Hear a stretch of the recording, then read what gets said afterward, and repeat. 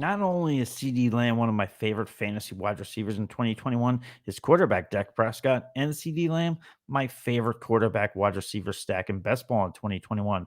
Want to hear some more? Come on with me. Stay tuned.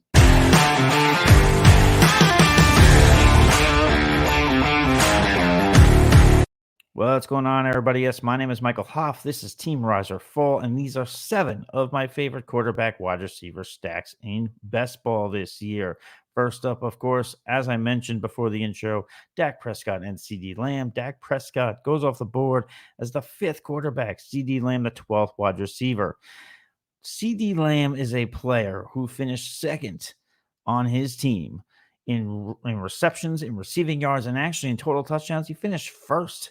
Listen, Justin Jefferson justifiably so grabbed all the rookie wide receiver headlines, but with 935 yards receiving and only 5 games of Dak Prescott, just raking with guys like Ben DiNucci and Andy Dalton. This is a stack I absolutely love. I think Amari Cooper is going to be, as per usual, hampered by injuries. He'll play through them, give a valiant effort, but I still think CD Lamb is going to be the number 1 wide receiver in this offense.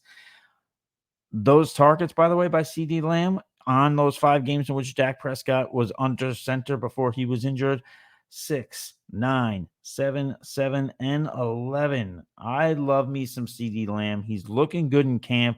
We'll see what comes out of Hard Knocks if you ever want to take that for any kind of analysis. One thing you can take to the bank is that we would greatly appreciate if you click the like button, click that subscribe button, click the alert icon. This way you could be notified whenever Team Rise or Fall has some more great content coming out.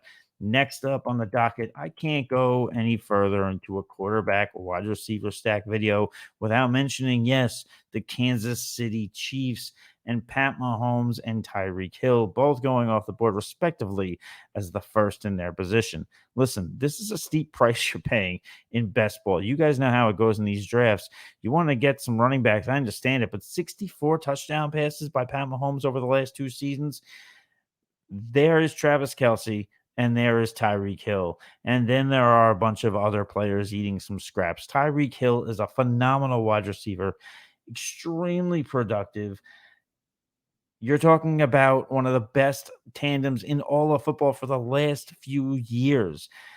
I love this stack. Need I say more? Kansas City Chiefs is going to be one of the best offenses in fantasy football. I think the Cowboys are number 1, though, for what it's worth. But still, Pat Mahomes, Tyreek Hill, one of my favorite stacks as well, understandably so. Let's get into one with a little bit of more meat on it. You're still spending a lot here, but it's Josh Allen and it's Stefon Diggs. Josh Allen, your second quarterback off the board. Stefon Diggs, your third wide receiver off the board.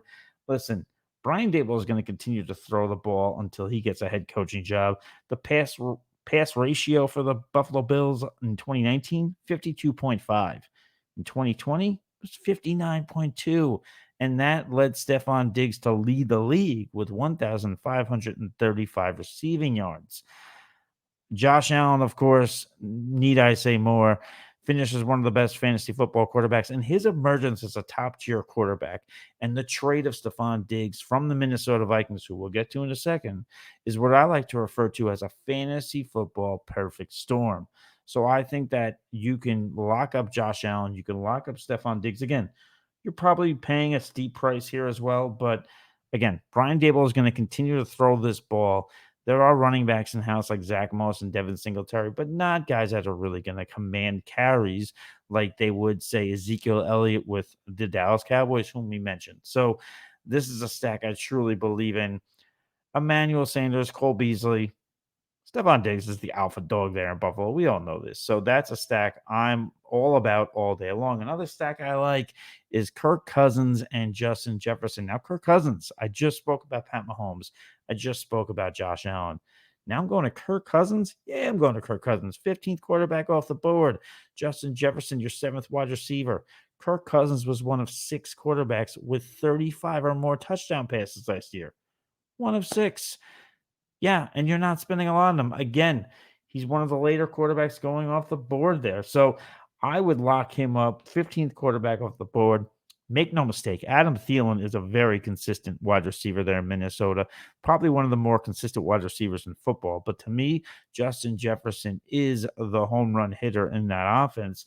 You talk about him being just one of two wide receivers with under 90 receptions, but over 1,300 yards receiving. To be exact, 1,400 crisp and clean yards receiving. Justin Jefferson, I know we had a little bit of a shoulder injury there during training camp. Have to see how that goes. But if he's good to go, he is still going to rightfully so earn that price tag of being the seventh wide receiver off the board. By the way, one more thing on Kirk Cousins, 20 or more points in half of his games.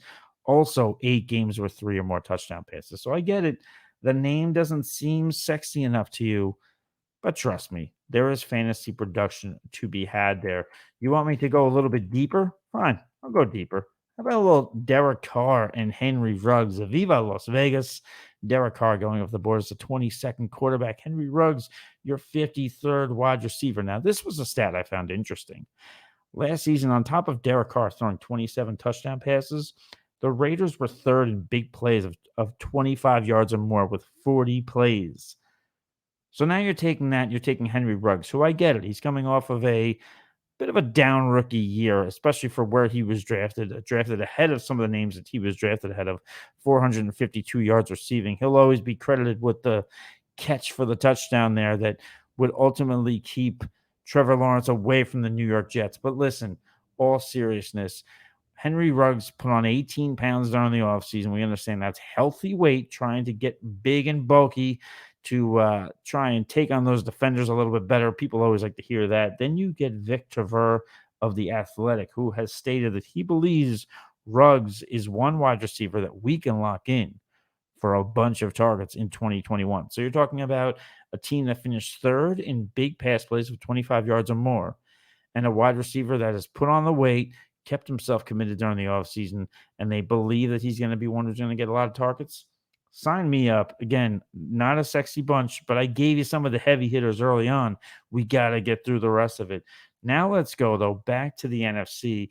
This is another one of my favorite wide receiver quarterback stacks. It's a Matt Ryan, the 14th quarterback off the board, and Mr. Calvin Ridley, the 5th wide receiver, out with Julio, in with Calvin. We know how it went. Julio is now walking in Memphis with the Tennessee Titans. But while Julio played in just 9 games during his final season in Atlanta, Ridley absolutely raked. And on top of that, he's been raking in his career. He has yet to score less than 7 touchdowns in a season. Last year, most specifically, finished 4th in half-point formats with 9 touchdowns, 1,374 yards receiving. We have 6 games as a top 12 wide receiver. And for Matt Ryan, 7 games as a top 12 quarterback. So, I put Matt Ryan a lot like Kirk Cousins. 25 plus touchdowns in 9 of his 13 seasons throughout his career. Not the sexiest name, not the name that you always want to talk about, not the name that you need to own in fantasy. But nevertheless, I think this is a player worth owning. And again, you're not spending a lot. 14th quarterback off the board for Matt Ryan. He's not even your first quarterback at that point, most likely, unless you really wait in the position. Even if you do, I still think you're getting some production out of Matt Ryan. So Matt Ryan, Calvin Ridley, love that stack. I think that will actually be one of the better stacks that probably not enough people are talking about. If I can get into my final stack, my final favorite stack of 7, let's stick with the NFC. Let's stick with the NFC South. I think you know where I'm going because I don't feel like going to Jameis Winston or Taysom Hill. I sure as heck don't feel like going to Sam Darnold. I'm going to be headed over to Tampa Bay, if you want to. Tom Brady, the 9th quarterback off the board, and Mike Evans, your 15th wide receiver off the board. Remember when I said the Raiders were third in big pass plays of 25 yards or more? Yeah, well, the Tampa Bay Buccaneers finished first. Tom Brady was one of 3 quarterbacks with 40 touchdown passes last season. And in 2020, Mike Evans had his first double-digit touchdown season since 2016. He is currently going 1 spot ahead of Chris Godwin, who I also love. Honorable mention, though, to Tampa Bay. Antonio Brown going off the board as the 40th wide receiver. No more suspensions, more acclimated with the offense, continues to get better with Tom Brady. That is a price that you can pay later. You can get Evans and Tom Brady, and then you can get Antonio Brown a little bit later on. So, but yeah, most specifically, Mike Evans. This is a player who I believe that in the red zone, unless it's Gronkowski, Mike Evans is going to get those goal line passes. Mike Evans is going to get those jump balls in the end zone. So I love Mike Evans in this situation. 6 games with 9 or more targets last year, 3 games with double-digit touchdowns, double-digit, I apologize, not double-digit, 3 games with more than 1 touchdown. If it was double-digit, then his price value would be a lot higher in best ball formats. But all seriousness, 3rd in pass ratio last year with 62.9. I love me some Tampa Bay here. And one last thing here about Tom Brady and this Tampa Bay Buccaneers offense. They started slow last year, but you look towards the end here, Tom Brady, 5 of the 9 games that Brady scored over 20 points, they all came after week 10. 4 of the 7 games in which Brady had 3 or more touchdown passes, again, came after week 10. This tells me this is an offense that had to gel together. This was in a COVID world. They had to get their act together. They did towards the end. They won the Super Bowl. But yeah, I think this is a great stack. Again, if you want to go Chris Godwin, I don't hate it, but Mike Evans is my favorite best ball play among the Tampa Bay Buccaneers. Antonio Brown is another one I like again, but mainly because of his draft cost being the 40th wide receiver off the board. So tell me what you think in the comments. Again, feel free to like and subscribe. Check out all the work from Team Rise or Fall. That's going to do it. We'll catch you next time. Cheers.